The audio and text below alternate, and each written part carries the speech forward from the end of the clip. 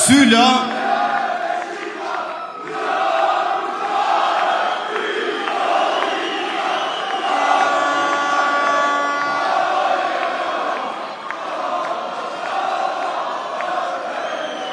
kryetari i vetëvendosjes në Vështri Syla përmendi dy dëshmorët kombit, herojt Kosovës, Afrim Bonjakun dhe Enver Zyberin, të cilët ranë heroikisht në veritë Kosovës për sundim të ligjit, për paqe, siguri, për rend publik, për kushtetutshmëri, për integritet territorial dhe sovranitet shtetëror, dhe ne jemi për jetë mirënjohës e falendërues për këtë sakrificë sublime të tyre për atë dheun tonë të dashurit përbashkët.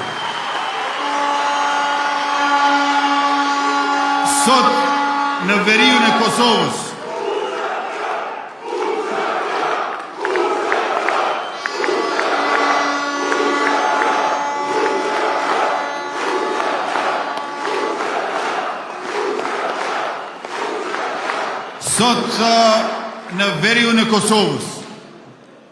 janë mbyll 29 për 37 rrugëve ilegale që kanë ekzistuar atje, është mbyll posta kursimore e Serbisë, banka popullore e Serbisë, janë mbyll e shkatërru të gjitha laboratoret e drogës, e të kriptovalutave, dhe janë shkatëruar të gjitha grupet e mëdha kriminale atje.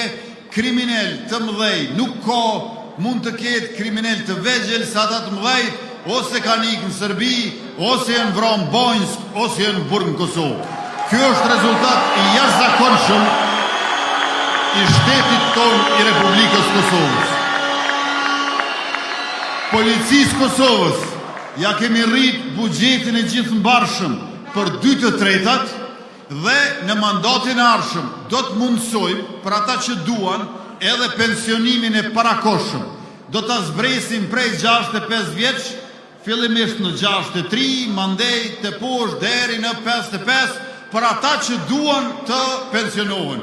Për ata që duan të vazhdojnë shërbejnë deri në 65 vjeç, natyrisht që janë gjithmonë më shumë se të mirëseardhur.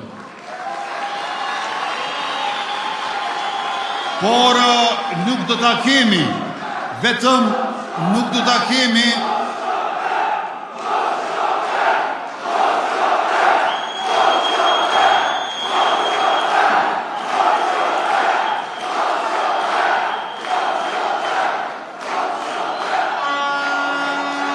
as ju mos më shërni për.